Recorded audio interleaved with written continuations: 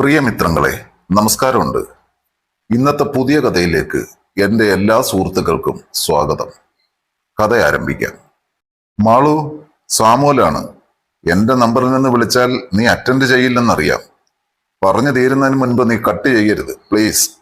Staff റൂമിലിരുന്നാൽ മറ്റ് teachers ശ്രദ്ധിക്കും എന്നറിയാവുന്നതുകൊണ്ട് ഫോണുമായി ഞാൻ പുറത്തേക്ക് നടന്നു. സാമുവൽ തുടർന്നു. ഞാൻ ഇന്നലെ നാട്ടിലെത്തി. എനിക്ക് നിന്നെ ഒന്ന് കാണണം, കണ്ടേ പറ്റൂ.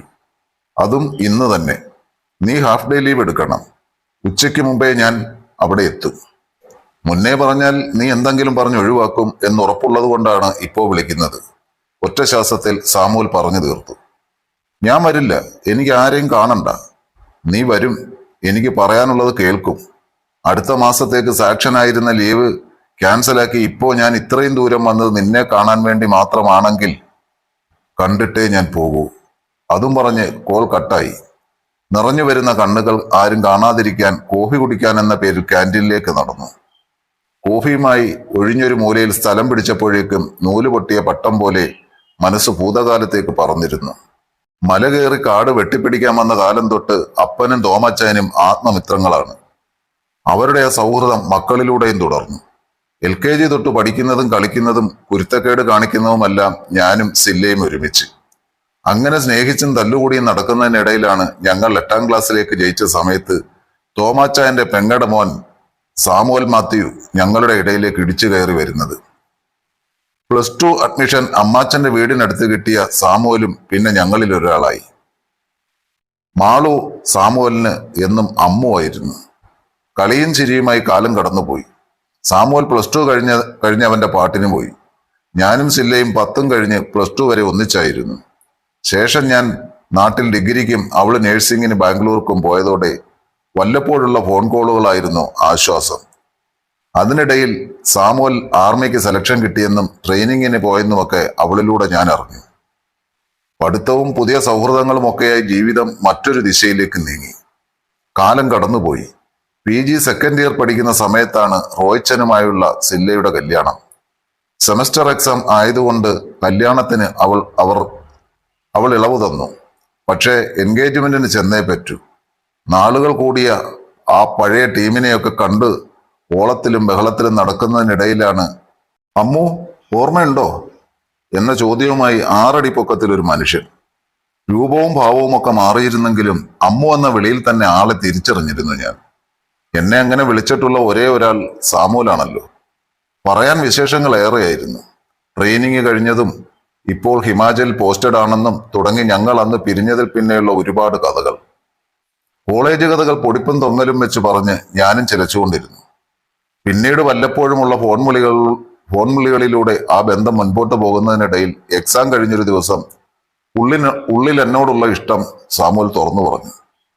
അങ്ങനൊരു കാര്യത്തെപ്പറ്റി ചിന്തിച്ചിട്ട് പോലും ഇല്ലാത്ത ഞാൻ കൂളായി നോ പറഞ്ഞു. അധികം ചോദ്യവും പറച്ചിലും ഒന്നുമില്ലാതെ അത് കഴിഞ്ഞു. PG റിസൾട്ട് വന്നയുടൻ തന്നെ പഠിച്ച കോളേജിൽ ഗസ്റ്റ് ലെക്ചറായി ഉദ്യോഗവും കിട്ടി. വീണ്ടും ഹോസ്റ്റൽ ജീവിതം. പക്ഷേ കാര്യങ്ങൾ കൈവിട്ടു പോകുമെന്ന് ഏകദേശം 1.5 മാസങ്ങൾക്ക് മുൻപ് അമ്മച്ചിയുടെ കൂട്ടുകാരി ഡെസി ആന്റിയുടെ മകൻ കെവിനുമായുള്ള പ്രപ്പോസൽ വന്നപ്പോഴാണ്. ദുബായിൽ സോഫ്റ്റ്വെയർ എഞ്ചിനീയർ.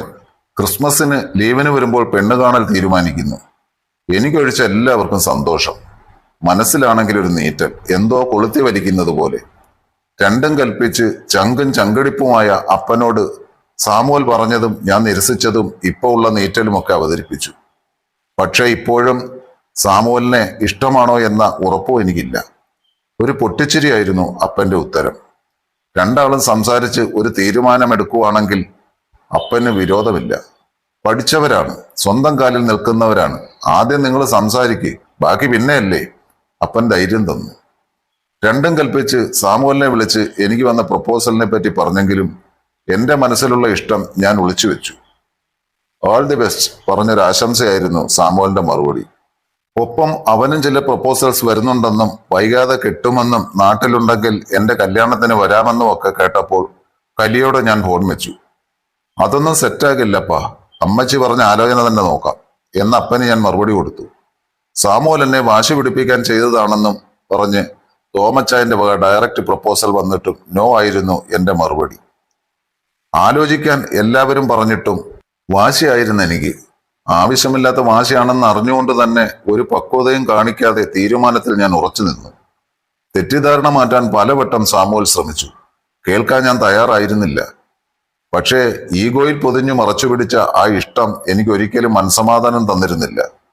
ഓരോന്ന് ആലോചിച്ചിരുന്ന് സില്ലയുടെ കോൾ വന്നപ്പോഴാണ് സ്ഥലകാലബോധം വന്നത്. ഇച്ചായനിപ്പോ അങ്ങോട്ട് വന്ന സീനാകും. രണ്ടാൾക്കും പറയാനുള്ളത് പറഞ്ഞു തീർക്കൂ. ചുമ്മാ കൊച്ചു പിള്ളേരെ പോലെ കാണിക്കാതെ, സിലി പറഞ്ഞു. അവള് പറഞ്ഞത് ശരിയാണെന്ന് തോന്നിയത് കൊണ്ട് ഹാഫ് ഡേ ലീവ് എഴുതി കൊടുത്തു. അപ്പനെ വിളിച്ച് സമ്മതവും വാങ്ങി ഞാൻ കോളേജിന് പുറത്തേക്ക് നടന്നു. ദൂരെ നിന്ന് സാമുവലിനെ കണ്ടിട്ടും അവനെ ഒന്ന് നോക്കാൻ പോലും എന്റെ പിടിവാശി അനുവദിച്ചില്ല. ഞാൻ നിനക്കൊപ്പമേ ഇരിക്കൂ. ഡ്രൈവിംഗ് സീറ്റിലിരുന്ന തോമസ് അച്ചായന്റെ അടുത്തേക്ക് കയറാൻ തുടങ്ങിയ സില്ലയുടെ കൈ പിടിച്ച് ഞാൻ പറഞ്ഞു. ഒന്നും മിണ്ടാതെ സാമുവൽ മുന്നിലേക്ക് കയറി. ഞാനും അവളും പിന്നിലും. വാതോരാതെ അവളും തോമസ് അച്ചായനും സംസാരിച്ചെങ്കിലും ഞങ്ങൾ നിശബ്ദരായിരുന്നു. ചായ വണ്ടി നിർത്ത്. വണ്ടി മുന്നോട്ട് നീങ്ങുന്നതിനിടയിൽ എപ്പോഴോ സാമുവൽ തോമസ് അച്ചായനോടായി പറഞ്ഞു. വണ്ടി നിർത്തിയതും സാമുവൽ ഇറങ്ങി വന്ന് കാറിന്റെ ബാക്ക് ഡോർ തുറന്ന് സില്ലയെ മുൻപിലേക്ക് അയച്ചു. എനിക്കൊപ്പം കയറിയിരുന്നു. ഒന്നും മിണ്ടാതെ ഒരു അരികിലേക്ക് ചേർന്ന് ഞാൻ പുറം കാഴ്ചകൾ കണ്ണു നട്ടിരുന്നു. ക്ഷമ നശിച്ച സാമുവൽ എനിക്ക് നേരെ തിരിഞ്ഞു.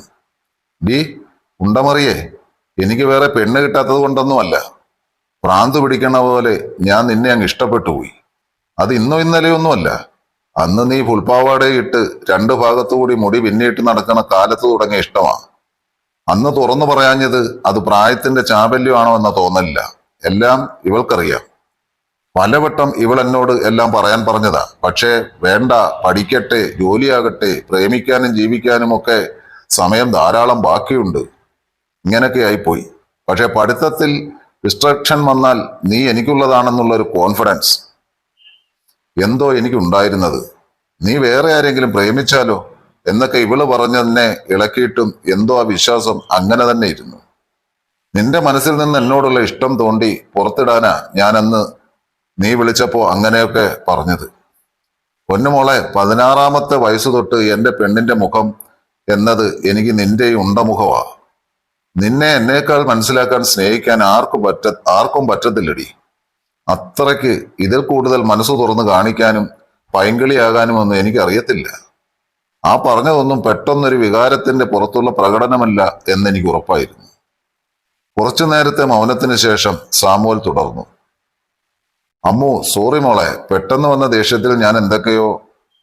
ഇനി നീ തീരുമാനിച്ചു. നിന്റെ തീരുമാനം എന്തു തന്നെ ആയാലും എന്റെ മനസ്സ് നിന്നെ അറിയിച്ചു. അങ്ങനെയുള്ള ഒരു സമാധാനം എനിക്കുണ്ടല്ലോ, അത് മതി. സിലി, നീ ഇങ്ങോട്ടേക്കിരുന്നു. നമുക്ക് ഇവളെ ഹോസ്റ്റൽ വിട്ടേച്ച് പോകാച്ചായ എന്ന് പറഞ്ഞ് ഡോർ തുറന്ന് പുറത്തേക്ക് ഇറങ്ങാൻ തുടങ്ങിയ സാമുവലിന്റെ കയ്യിൽ ഞാൻ ഇറുക്കി പിടിച്ചു. നിറഞ്ഞു നിൽക്കുന്ന ആ കണ്ണുകളിലേക്ക് നോക്കിയപ്പോൾ എന്റെ നെഞ്ചും ഒന്ന് പിടഞ്ഞു. ഉള്ളിലുള്ള ഈഗോയും വാശിയും എല്ലാം കളഞ്ഞു ഞാൻ ആ നെഞ്ചിൽ മുഖം പൂഴ്ത്തി കുറ്റബോധം കൊണ്ട് തേങ്ങിക്കരഞ്ഞു. ചുറ്റിപ്പിടിച്ചെന്നെ നെഞ്ചോട് ചേർക്കുമ്പോൾ ആ കണ്ണുകളും തുളുമ്പുന്നുണ്ടായിരുന്നു. ഞങ്ങളിവിടെ ഉണ്ടേ എന്ന് പറഞ്ഞ് സില്ലി ചുമച്ചപ്പോൾ അകന്നു മാറാൻ നോക്കിയ സാമുവലിനെ വിടാതെ ഞാൻ കൂടുതൽ ഇറുക്കിപ്പിടിച്ചു. ആ നെഞ്ചിലൊന്ന് പല്ലമർത്തി സ്നേഹം കാണിച്ചു. അതുകൂടെ ആയപ്പോ സ്നേഹം നിറഞ്ഞ് ശ്വാസം മുട്ടിപ്പോകുന്ന ഒരവസ്ഥയായി. പറയാനും എഴുതാനുമാകില്ല, അനുഭവത്തിൽ മാത്രം വരുന്നൊരവസ്ഥ. ഇനി എത്ര പിച്ചും മാന്തും കടിയുമെല്ലാം കിട്ടാനിരിക്കുന്നു. ആഹ്, സാമുവലിന്റെ വിധി. ചിലരൊക്കെ സ്നേഹം പ്രകടിപ്പിക്കുന്നത് ഇങ്ങനെയൊക്കെയാണല്ലോ. ഈ പറഞ്ഞതൊക്കെ എന്റെ കയ്യിൽ നിന്നും ധാരാളം കിട്ടിയവളുടെ വക കമന്റ്. എത്ര നേരം എബിയോട് പറ്റിച്ചേർന്ന് അങ്ങനെ ഇരുന്നുവെന്ന് എനിക്കറിയില്ല. രണ്ടാളും ഈ ഇരിപ്പിങ്ങനെ തുടർന്നാൽ ശരിയാവില്ല മോളെ എന്ന് പറഞ്ഞ് എന്നെ പിടിച്ചു വലിച്ച് ആ കുശുംബിയെ തള്ളിമാറ്റി ഞാൻ വീണ്ടും ആ നെഞ്ചോട് ചേർന്നു.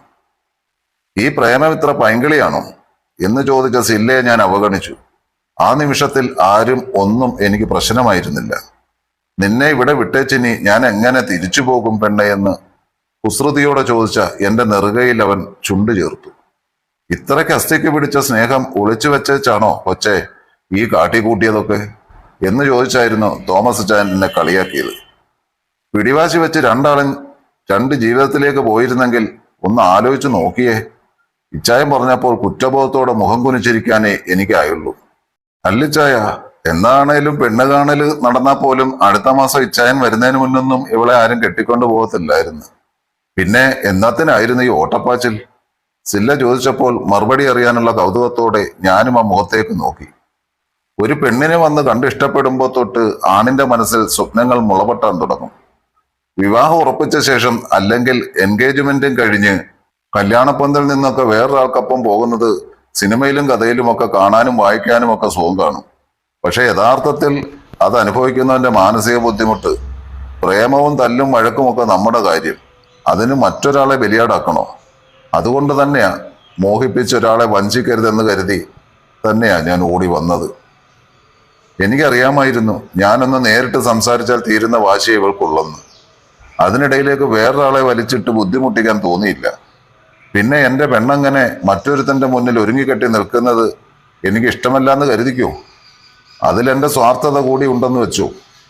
സാമുവലിന്റെ ഓരോ വാക്കും പിടിവാശി കൊണ്ട് മൂടിപ്പോയ എന്റെ മനസ്സിലേക്ക് കുത്തിത്തറക്കുകയായിരുന്നു. ശേഷം വീട്ടിലേക്ക് വിളിച്ച് സംസാരിച്ചപ്പോഴാണ് സാമുവലിന്റെ ഈ വരവ്.